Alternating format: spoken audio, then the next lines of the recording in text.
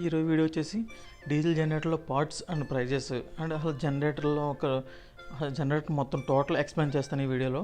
అంటే ఈ వీడియో వచ్చేసి ఐటీఐ మెకానికల్ డిప్లొమా మెకానికల్ బాగా ఉపయోగపడుతుంది. సరే వీడియో స్టార్ట్ చేద్దాం.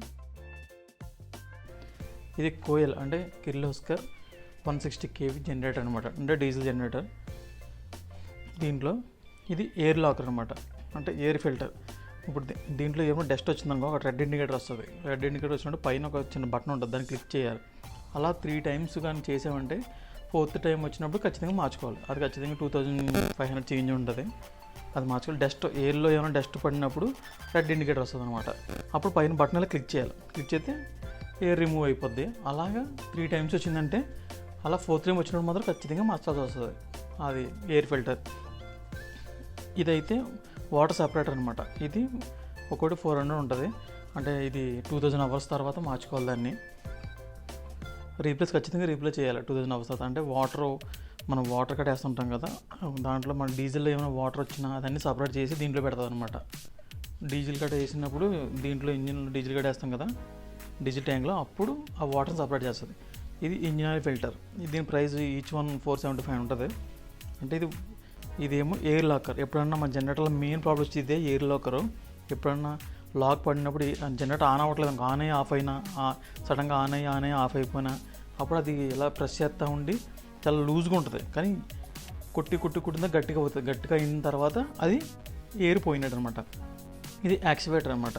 అంటే యాక్సివేటర్ అనేది ఏంటంటే దీని ద్వారా అది రన్ చేస్తుంది జనరేటర్. ఇది రన్ చేసిన తర్వాత ఫ్యూయల్ వచ్చి అది ఇంజిన్లో పడి అది ఒక బ్లాస్ట్ అయ్యి అదే ఫైర్ వచ్చి దాని ద్వారా ఇంజిన్ స్టార్ట్ అవుతుంది జనరేటర్. ఇది యాక్సివేటర్ మెయిన్ ఇది అనమాట. మనకి ఎప్పుడన్నా జనరేటర్ ఆపుకోవాలి ఎమర్జెన్సీ అనుకో, అంటే అది కొంచెం రైట్కి ఎలా అంటే ఆఫ్ అయిపోద్ది.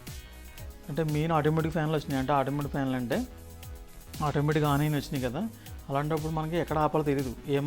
ఒక ప్యానల్ ఉంటుంది, ఆ ప్యానల్లో పని చేయలేదు అనుకో, అప్పుడు ఎలా ఆపకుండా ఆఫ్ అయిపోద్ది. ఇది diesel filter, engine oil filter. 6 months change చేయాలి. ఇది డీజిల్ ఫిల్టర్ ఖచ్చితంగా 6 months చేంజ్ చేయాలి. ఎందుకంటే మనం 6 monthsలో మనం వాడతాం కాబట్టి దీంట్లో ఖచ్చితంగా డస్ట్ అనేది వస్తుంది అనమాట. ఇది ఎయిర్ సపరేటర్. ఇది కూడా 2000 hours తర్వాత చేంజ్ చేయాలి. దీన్ని కొత్త చేంజ్ చేసాడు. ఇంకా ఈ వాటర్ సపరేటర్ అయితే మనకి 6 months అవసరం లేదు, ఎందుకంటే ఎక్కువ వాటర్ రాదు డీజిల్లోని. వచ్చింది మాత్రం అది వేయాలి. ఇదైతే ఎయిర్ లాకర్. ఇదే మెయిన్ గుర్తుపెట్టుకోండి, ప్రతి ఒక్కరికి ఇంట్లో వచ్చే ప్రాబ్లం ఇదే. ఎప్పుడైనా జనరేటర్ ఆఫ్ అయిపోయిందంటే మాత్రం ఆఫీస్లో కూడా ఇదే మనం ప్రెస్ చేసిన తర్వాత అప్పుడు పోద్ది. ఇదైతే మన ఇంజిన్ ఆయిల్ వేసుకోవడానికి క్యాప్ అనమాట. అది ఓపెన్ చేసి దాంట్లో ఇంజిన్ ఆయిల్ వేసుకోవాలి. ఇది రొటేట్ ఫ్యాన్, అంటే జనరేటర్ రొటేట్ చేస్తా, అదే ఆన్ అవ్వాలంటే ఫ్యాన్ తిరుగుతుంది కదా, అది దాని బ్యాక్ సైడ్ది రేడియేటర్ అనమాట. పైన ఉన్నది కదా అది కూలెంట్ బాక్స్. ఇది కూడా అంతే 2000 hours తర్వాత 3000 hours తర్వాత మార్చాల్సి వస్తుంది. 3000 hours తర్వాత అయితే ఈ కూలెంట్ ఇది కిందదేమో రేడియేటర్లో వాటర్ వస్తారు కదా, అది రేడియేటర్ని కూల్ చేయడానికి పైన కూలెంట్ బాక్స్ అనమాట. కూలెంట్ బాక్స్ బయట అమ్ముతారు 50 liters అలా ఉంటుంది, అంటే వాటర్ మిక్స్ అయ్యి ఉంటుంది. అది 2000 hours తర్వాత కానీ 3000 hours తర్వాత కానీ మార్చాలి. కూలెంట్ని కూల్ చేస్తుంది ఇంజిన్, అదే రేడియేటర్ని. ఇది డీజిల్ ట్యాంక్. అంటే ఇప్పుడు కొత్తగా వచ్చిన డీజిల్ జనరేటర్ ఉందో దాని కింద భాగంలో డీజిల్ ట్యాంక్ పెట్టేస్తున్నారు అనమాట.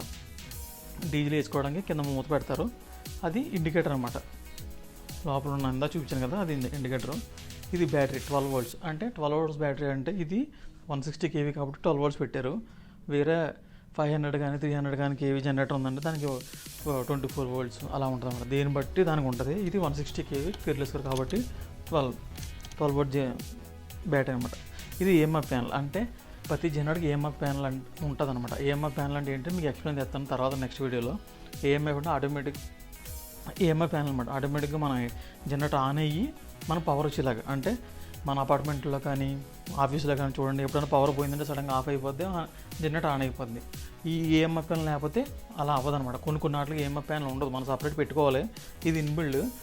పాత జనరేటర్లకి అయితే ఏఎంఎఫ్ ప్యానల్ ఉండేది కాదు, డైరెక్ట్ ఆన్ చేసుకునేవారు.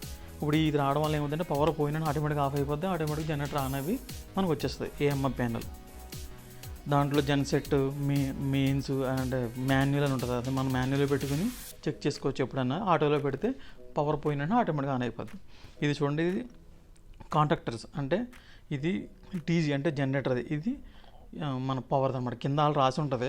అంటే జనరేటర్ ఆన్ అవ్వాలంటే దీని మధ్యలో ఉన్నాయి కదా బటన్, ఆ బటన్ లోపలికి వెళ్ళిందంటే ఆన్ అయినట్టు.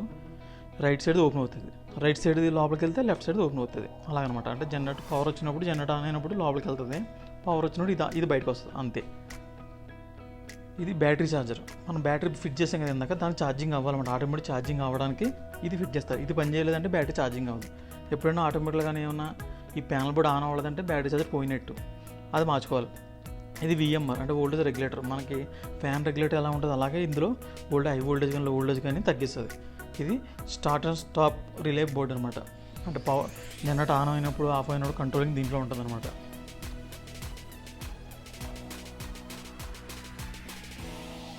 ఇది ఫ్యూజెస్. ఎప్పుడన్నా ఏమైనా ప్రాబ్లం వచ్చినట్టు ఈ ఫ్యూజెస్ ఎక్కేసుకుంటే ఇందులో ఫ్యూజెస్ ఏమైనా పోయినా సరే మార్చుకోవచ్చు అనమాట. దాంట్లో ఎంత ఎంస్ కావాలో దాంట్లో ఉంటుంది. దాన్ని బయట షాప్లో కూడా అమ్ముతారు, తీసుకుని చేయొచ్చు. ఈ కింద ఉన్న కదా అవుట్ గోయింగ్ కేబుల్స్. అంటే దీంట్లో అక్కడ ఆల్రెడీ మెన్షన్ చేసి ఉంటుంది.